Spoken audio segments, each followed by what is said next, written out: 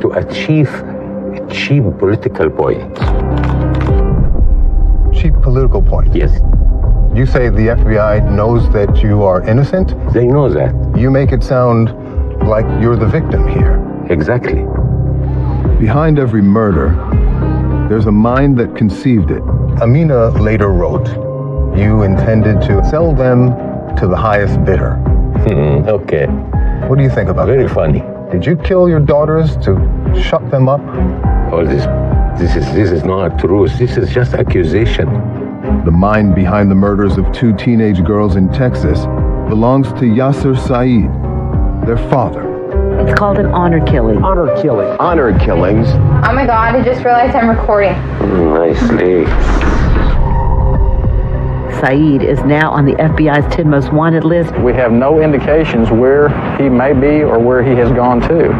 Now, after finally being captured and convicted, Yaser Said is ready to talk for the first time about the so-called honor-killing murders. Let's talk about the night of the murders. Tell me, Mr. Said, in your own words, and in as much detail as you can, what happened that night?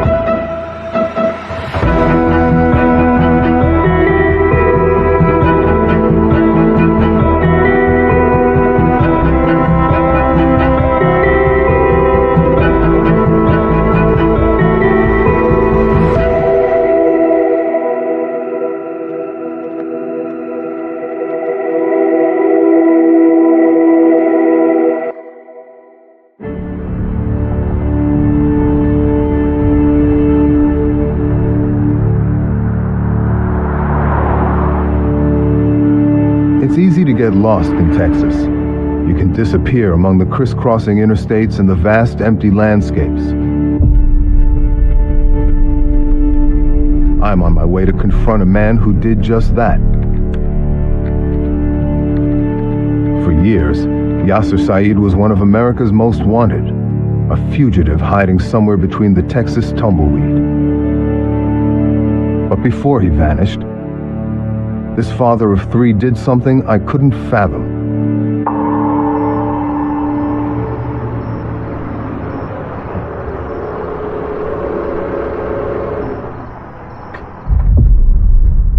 Harvey 911, what is your emergency?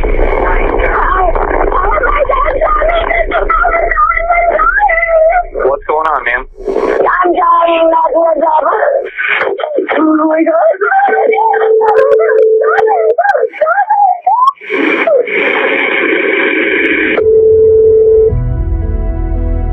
On New Year's Day 2008, 18-year-old Amina Said and 17-year-old Sarah Said were discovered shot dead in their father's abandoned taxi in Irving, Texas. The crime made national news. According to police, their father, Yaser Said, a cab driver who'd emigrated from Egypt, was adamantly opposed to his daughters dating anyone.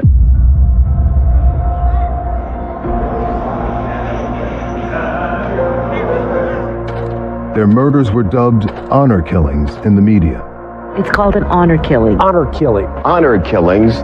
Honor killing is murder, condemned by all major religions, but condoned in certain old tribal customs around the world. The victims are often young women resisting the control of the male heads of household. The killers are often their own fathers, who blame the victims for bringing shame onto the family and death onto themselves. Yaser Said grew up in Egypt, but his daughters were all American and tough Texans to boot, intelligent, ambitious, and independent. Oh my God, I just realized I'm recording. This is my room. Well, mostly mine. It's partly Sarah's. Oh, here's Sarah. She's on the laptop. Let's see. Hey, Sarah. For the victims, justice would be long delayed by their father's conniving. News outlets across the country covered the missing Said. To this point, we have no indications where he may be or where he has gone to. Said is now on the FBI's 10 most wanted list, but despite thousands of tips and a $100,000 reward, he is still out there. For 12 years, Said evaded capture, and the case languished. Finally, the FBI found him hiding in plain sight, just 30 miles from where the murders took place. He was arrested in 2020 and later convicted of murder. All right.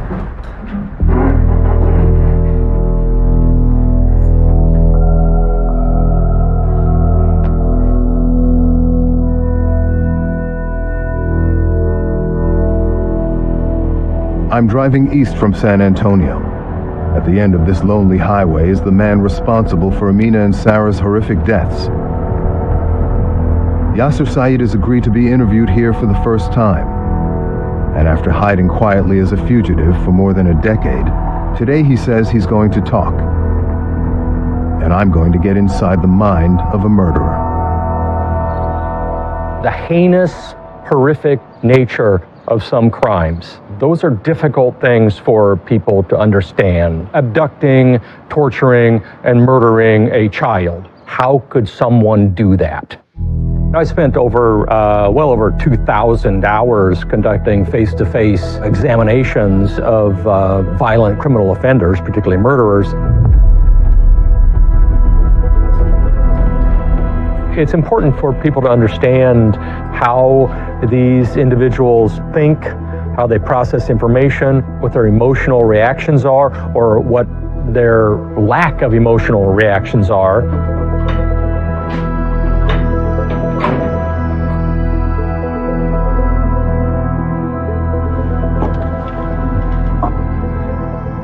Good morning, Mr. Said. Good morning. You've agreed to sit with me for an hour, right? And truthfully answer my questions. Okay. You've agreed to that, right? If I can, of course, yes. And so why are you talking to me today? Today, I want my voice be heard. The FBI knows that. My case is being used to achieve cheap political points. Cheap political points? Yes. You say the FBI knows that you are innocent? They know that, and I will tell you why. Let me ask you this. In your letters to the judge, right, you write, in my case, you could smell conspiracy in the atmosphere. Yes. So that's what this is about, conspiracy, conspiracy, conspiracy. Of course. After all these years, do you still deny your guilt, sir?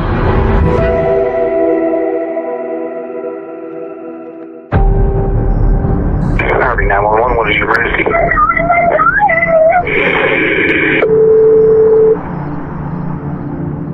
I'm going to try and get inside the mind of a man who murdered his own daughters, a crime he still denies. But first, I just need to get him talking. Mr. Said, but before we get into the case, we'd like to learn a little bit more about you. You come from Egypt, right? Yes, yes. And you married into a rather poor white American Christian family. Yes. Tessie, they call her Tessie. You were 30 years old, right? Almost 29, yeah. 29. And she was a minor, right? She was 15 or 16. She was 16. In fact, Tissie, or Patricia Said, was only 15, below the legal age of consent in Texas. That is a very big age difference. Here, yes. You understand that? Yeah. Right? In your culture, is that quite common? Yeah, that's common over there. Yeah. Not common? Yeah. Shortly after you're married, you have these two beautiful daughters. What do you remember about them? They they are smart, they study. I have a library full of movies about them. I was walk with the camera in my hand. Yeah. You have a lot of home movies, right?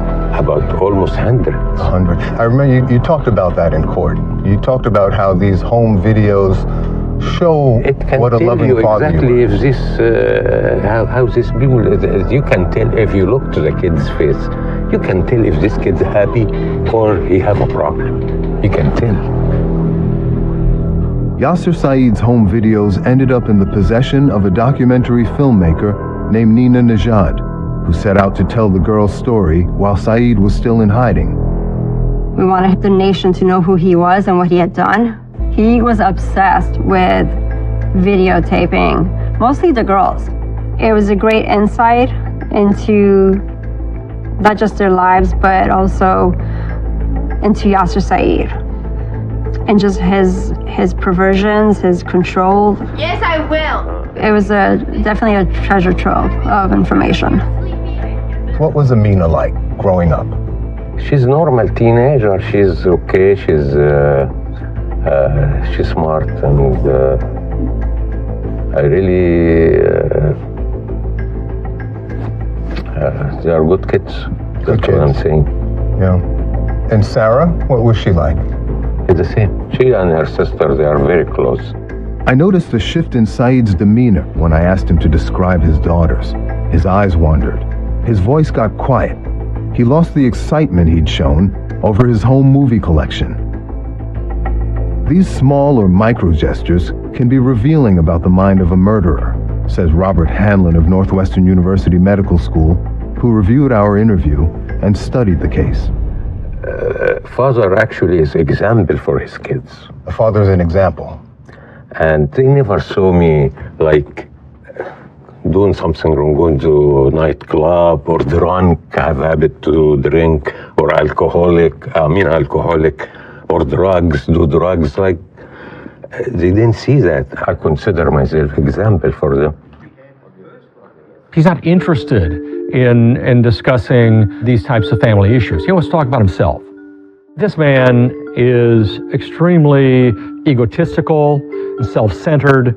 Some, particularly some psychopaths, narcissistic psychopaths, they want the attention.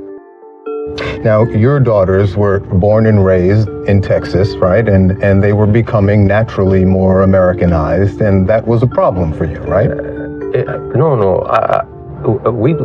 We like America. We like the rules in America. We like it. What about women's and girls' rights? We like the freedoms that women and girls have here to choose their own lifestyles. This is East and this is West. You have to understand, we can work together. We can do beautiful things together. But sometimes when you come to issues like a family, we look different view. When they entered their later teenage years, they naturally became more interested in boys, right? This has happened with most of the family here, raising girls in America. Yes, right. Yes, boys this is fact. And boyfriends, but for you that was strictly prohibited. Is that fair? I don't like this, I'm telling you. So no dating and no sex before marriage? No dating, no sex, no alcohol. That was your rule? No alcohol, no drugs, no party. But those rules didn't apply to Said, according to film director Nina Najad. Yaser is not a religious person. Yeah, he grew up in a Muslim household, but it's not like he went to mosque every day. He drank, he smoked, which those are all against the Quran. So he's not this pious Muslim man. It is very much about control. It is very much having dominance, being the head of the household. And, when you have your daughters who are rebelling, you have to gain that control. You wanted the girls to be wed in arranged marriages in Egypt, right? It's arranged marriage now. This is big story because some people, they don't know what that means. They think we force the girl to marry the man we like, which is wrong. Amina later wrote about her fears that you intended to, and these are her words, quote, sell them to the highest bidder, to an older man that she did not love in a land that she said she hated. Okay. What do you think about Very that? funny. Very funny, really. I'm laughing. Do you see me? I laugh. It's very funny. There's a spontaneous laugh there. He's laughing at her. To me, that's very revealing about his character. He's a wall of denial. He wants to try to spin this with regard to the deaths of his two daughters. You were spying on the girls, right? You were following them with your camera when they were at work. She can see us from inside, right? Oh. She smiled to the customers. Bubba, she has to. Part of her job. She's in trouble. You're talking about our culture. Our culture, in the family, there is this chain of command. Chain of command? Yes. I'm direct my kids. Right. I'm telling them what to do to make sure they didn't harm themselves, they didn't go do suspicious activity. Mm-hmm. That's my right. Including sex, right? No, we don't allow this to happen. I was working my way into Said's psyche and to the crux of the case, his desire to control his daughters and their sexuality. How important was your daughter's virginity to you? This is a very important issue to anyone in the Middle East. And I imagine that if they were not virgins, that could compromise or undermine a plan to arrange their marriages, right? Mostly no one marry a girl, she's not virgin. So if they were that's having in the sex, Middle East, not here. If they were having sex, would that have given you a motive to kill them? No. No, I told you I didn't think the way they think over there in the Middle East. Let's talk about the night of the murders. Tell me, Mr. Said, in your own words, and in as much detail as you can, what happened that night?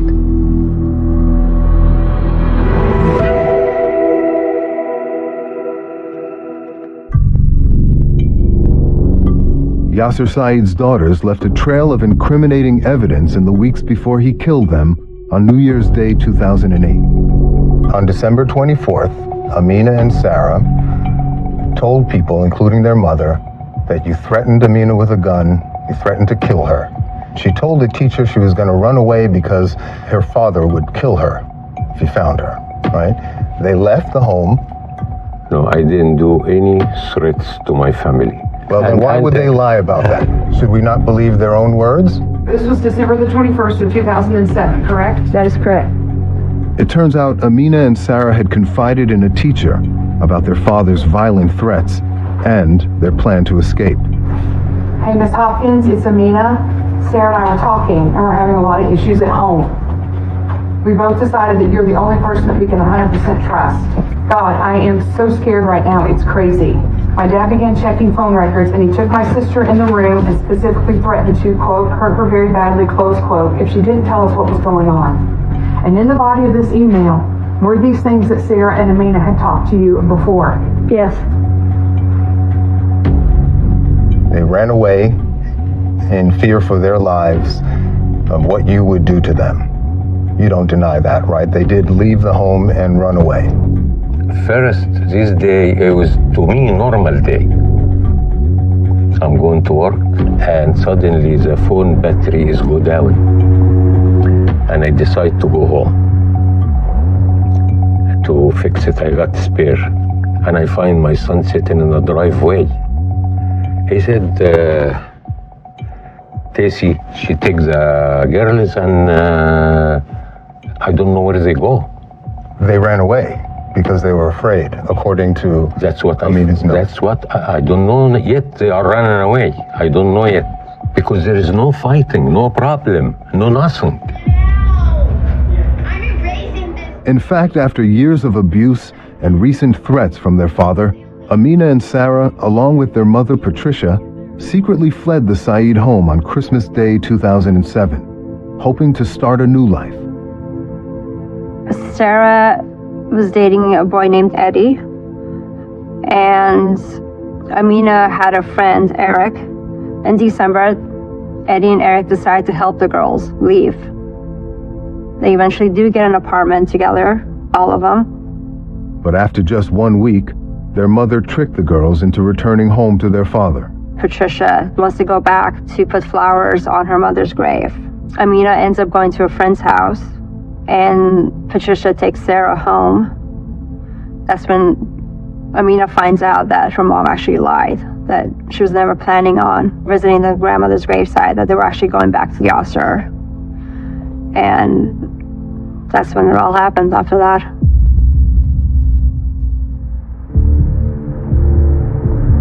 On New Year's Day around 7 p.m., Said told Amina and Sarah that he wanted to take them out to dinner to talk. He put the girls in his taxi cab and told their mother she wouldn't be joining them. Tell me, Mr. Said, in your own words, and in as much detail as you can, what happened that night? I was going to talk to them, and their car was following me. And you became alarmed that you thought you were being followed. Yes. Right? And then what happened next? I stopped in an area where everyone can see us. The Dart bus station. I left. You left the car? I left. I was mad, and I left. Just take myself and left. You were mad or you were afraid? Both. And you need to know who follows this car. They said, oh, later on in the court I find out the father of the one of the boyfriend, he was one of this car, because I say two cars, they say one car, but I guess. Said claims it was out of fear of unknown assailants that he abandoned his car and daughters and fled the scene before they were murdered. But none of that adds up. You had never reported any threats against you. You never called the police or asked for help. Why did you think you were in danger? They want to get rid of me, not the girls. Who? Who wanted to get rid of you? The ones they follow me. Who would be following you and trying to get rid of you? That's what FBI want to know. That's what the FBI what this wants. car was following me. This car, these two cars, why they was follow me and what they see. And where is the man he was following me? Where he go? This is not important questions. I smell the conspiracy is very strong. The smell of conspiracy. Said has offered this explanation before. At his trial, he surprisingly took the stand with the help of a translator and suggested a conspiracy had implicated him in the crime. There was a secret agenda, and then all the media was steered in a certain direction and fueled against me, that I will not get a fair trial. Prosecutors say there was no conspiracy against Said the night of the murders, only a coincidence that he later seized upon to point the blame elsewhere. Amina's boyfriend testified that he and his father happened to see her in the taxi and briefly followed before driving away without intervening. But Said still claims an international conspiracy framed him for the crime. How when I get arrested, they launch this law right away in United Arab Emirates. You're saying that your case is a conspiracy to change the laws in the Emirates? Yes.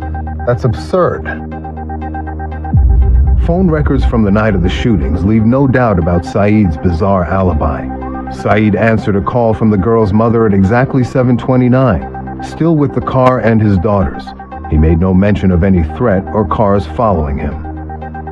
You were in the car at 7:29. You took that phone call. I guess, yeah. Right. And then 4 minutes later, just 4 minutes later, your brave daughter, Sarah, uses her last breath to call 911. 4 minutes later.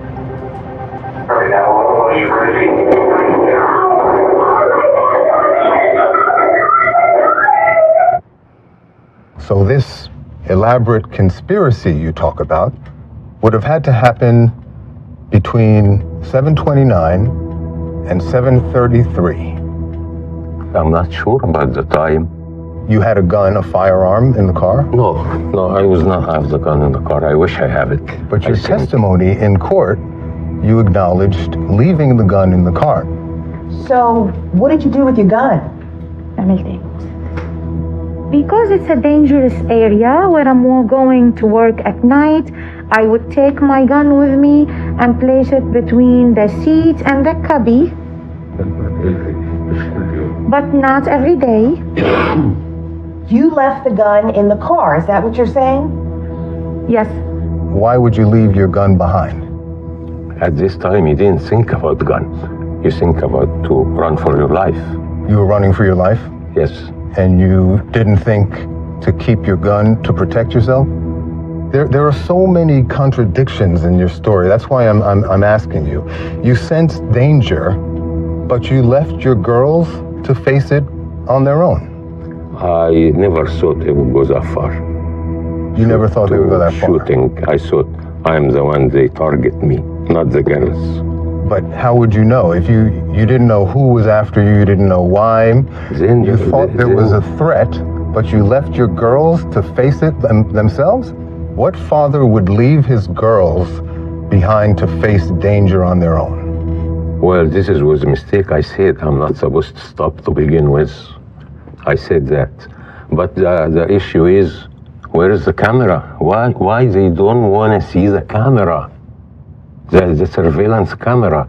You make it sound like you're the victim here. Is that what you believe? Exactly. You're the victim? Yes. It is not uncommon for individuals convicted of murder to spin the crime as if they were somehow victimized. It's classic antisocial personality. He's going to lie directly to the interviewer. He's going to lie directly to the camera because he believes it's in his self-interest to do so. In this letter to the judge, Said also makes the claim that his case was being used by the U.S. government to pressure the United Arab Emirates to change its laws on sex, alcohol, and honor killings. The case was called the honor killing murders in the media, right? Mm-hmm. Right? Why is it What do you think about the practice of honor killings? Is that condoned in your culture? I tell you this. I'm telling you. If you want to know, I'm telling you. Over there, I'm telling you about how they think, how's their mind over there. They have closed mind in this issue. But for me, because I live in America more than 4 decades, I think different than these people. But if you want to know, yes, over there, this is issue.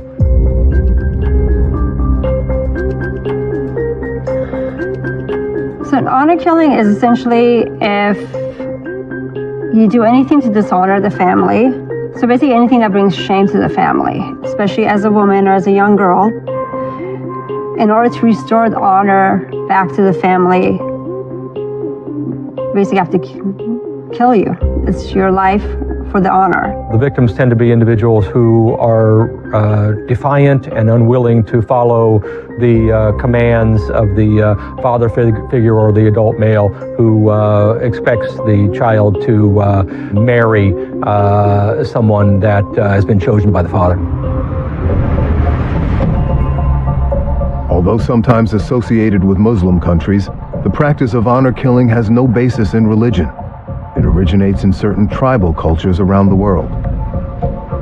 It's actually nowhere in the Quran in regards to any of those things. I mean, these are culturally based beliefs. But there was a terrible irony behind the media headlines in Said's case. In the years leading up to their murders, it wasn't Amina or Sarah who brought shame to the family. It was Yaser Said himself. There's the question of your own sexual assaults against your daughters when they were young children. Nice legs. I got this.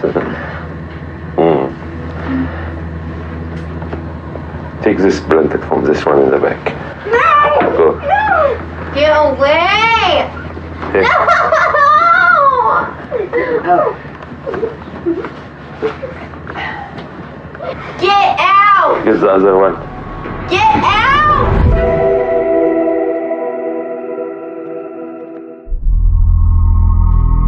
And then there's the question of your own sexual assaults against your daughters when they were young children.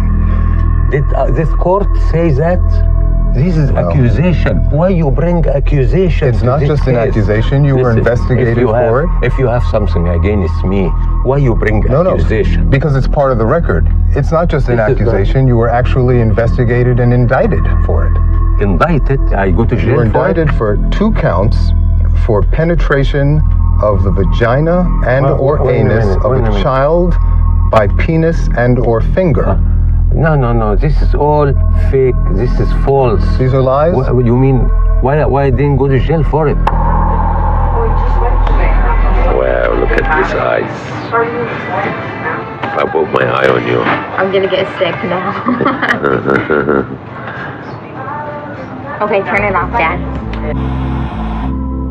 So in 1998, Amina and Sarah had told Trisha's mom that their father was abusing them sexually. And they ended up taking him to the police. They filed a report. Basically that he would go into their rooms and touch them, fondle them. There was supposedly penetration. We know the police did do an investigation and they did indict Yaser Said. And then later on, they recanted their stories. So I think there was some fear factor used to have the girls recant the story. Testimony at trial revealed that Said threatened to kill his wife if the girls didn't recant, and out of fear they did. The case was then dismissed. You don't deny that this indictment is part of the record, right? No, this is false. This all. Why would your 8-year-old and 9-year-old daughters tell people that my father put his front part inside my front part? No, that's. He was wearing gray shorts and a T-shirt. No, very that's detailed really accusations that were then investigated, and you were in fact indicted. No, that's nothing even close to the truth. I think growing up in the Said household must have been very tough, very hard, very emotionally and physically and mentally draining. You have a father that's explosive, that's abusive, who's watching your every move. You probably feel very caged. It's just as likely that he killed these girls because he had lost control of them and they were going to pursue other sexual interests which he could not tolerate.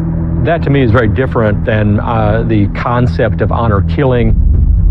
Amina, just weeks before she was murdered, she told a teacher about the tension in the household and that she was terrified of you. She said, "We are running away before the break ends.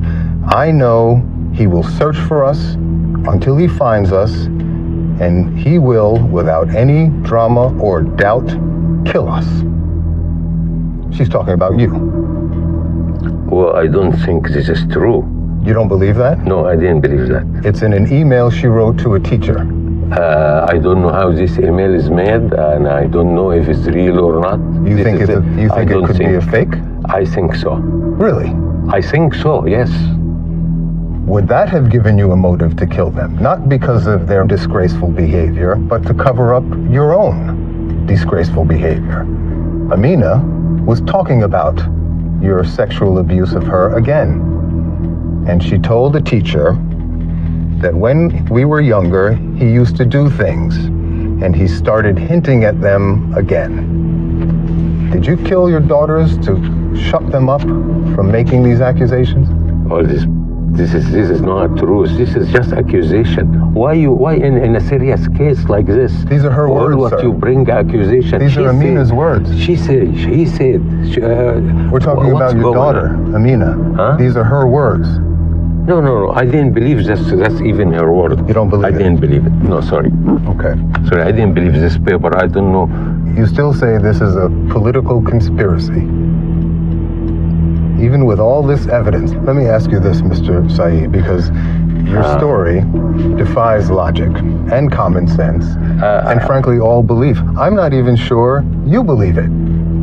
But your family certainly doesn't seem to believe it. The jury didn't believe it. It's impossible to imagine that these crimes are the result of an elaborate conspiracy when in fact your daughters had been threatened, they say, by you, and were found dead in your taxi cab, last seen with you. Does that make sense to you? Listen, I guess I say everything to you. I answer every question. No, the FBI didn't do their job. The Irving police, they hide something. The media was not honest in this case, especially in this case, to achieve political point overseas. That's all what I can say to you. I'm sorry. For 12 years, you stayed hidden. Is that the action of an innocent man? You never turned yourself in. How were you able to do that?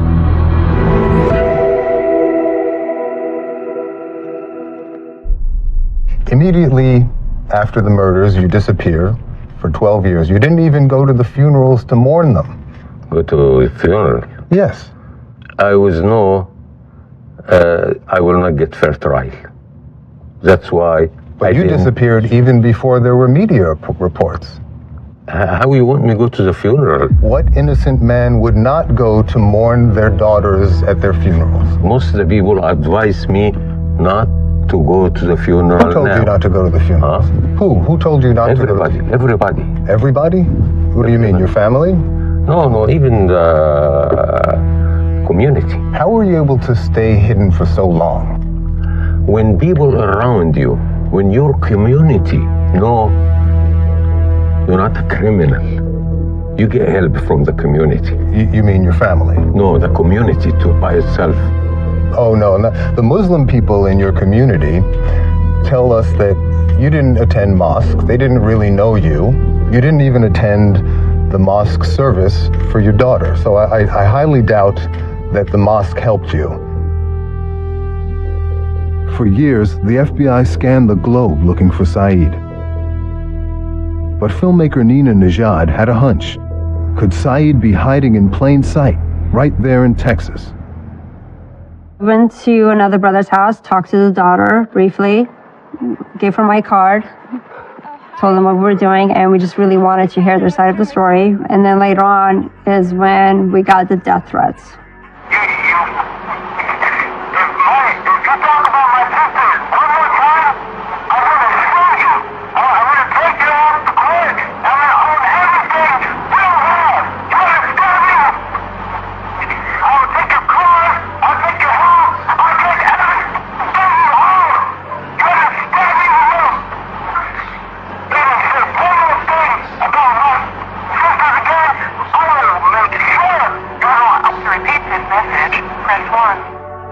Yaser Said's son Islam had let loose his rage and tipped his hand. It was scary. It was kind of unexpected, because for you to go to that extent to try to threaten me shows me that you're scared. And why would you be scared unless you're hiding something for someone?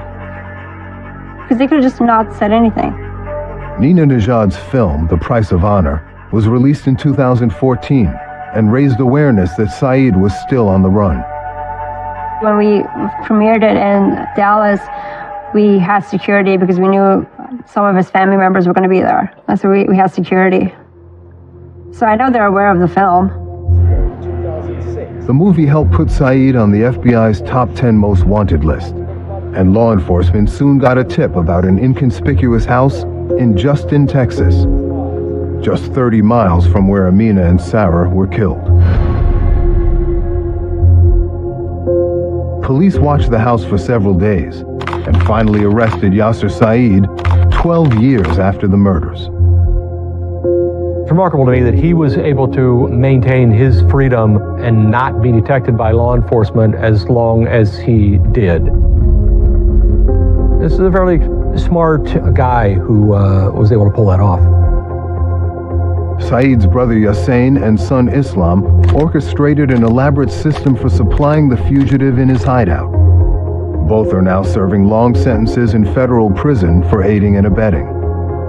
Mr. Said, you seem to be without conscience or remorse, either for the dead or the living whose lives you ruined. Are you not prepared today to take responsibility for any of your crimes? I didn't do crime. My history, check my history first, because you talk about somebody. I'm the only one here without criminal record, without crime. And you know that because when it's come to politics, it becomes dirty. Amina herself, she knew this was going to happen. She told people this was going to happen. We are running away before the break-in. I don't know whose people I know she told. that he I will didn't search hear. until he finds us, Now and he this will, didn't without make any sense. drama or doubt, kill us. This Those are the words of your own daughter, Amina, about you, just weeks before you murdered them. I didn't murder nobody. I didn't murder nobody. Why would she write this? I don't think even she writes this. I don't know. This is very shocking news for me. I don't know. I used to treat That's my shocking. kids very nice. Let me read some of her other words to you. God, I am so scared right now. As you know, we are not allowed to date, and my dad is trying to arrange my marriage. We do not want to live by the culture or marry men from over there, especially men we do not know or love. My dad began checking phone records, and he took my sister in the room and specifically threatened to, quote, hurt her very badly if she didn't tell what was going on with the dating. When we were younger, he used to do things, and he started hinting at them again. That's wrong. He has simply made our lives a nightmare. He's one man, not God. Someone should be able to stop him. Those are your daughter's words, sir. No, I didn't believe this is her words because what I see is different. I always take care of them. I always take them everywhere. See, that didn't make sense. Why would she say these things? I don't know. I don't think even she say that. Are you sure you don't want to take this opportunity to face up to these crimes and take responsibility for your actions? No, I didn't do any crime. Check my history to know who's you talking about before. I didn't do any crime. That's all. That's all. What can I do? I'm sorry. Thank you. Sir. Thank you very much. I want you to. Okay. With that, Yaser Said had enough. The interview was over. He disappeared once again, just like he had years earlier, but this time into the bowels of a Texas state prison where he will spend the rest of his life. They wanted to be average teenagers, average American girls. You know, they had dreams, they had hopes, they had, ambitions and things they wanted to do in life. I think they were just both amazing, amazing human beings, very strong, very just loving and caring, nurturing. Oh my God, I just realized I'm recording. Oh, here's Sarah. She's on the laptop. Let's see. Hey, Sarah. Had they survived their father's wrath, Amina and Sarah would have been in their early 30s today. I imagine Amina might have realized her dream of becoming a doctor. And maybe they would have had daughters of their own by now, raised in the safety and freedom their mothers fought for to their last breaths. One of the things with Amina, the last things that she posted was she made this little card with her picture saying, I don't want to be a memory. And then that was one of the things that we wanted, for her not to just be a memory, for people to know her and her story. I walked away from Yaser Said and his new home with a heavy heart, weighed down by the girl's loss and all his stubborn denials. Murder is the ultimate betrayal of humanity, and this one sears the soul. I'm grateful to walk out the prison gates and leave it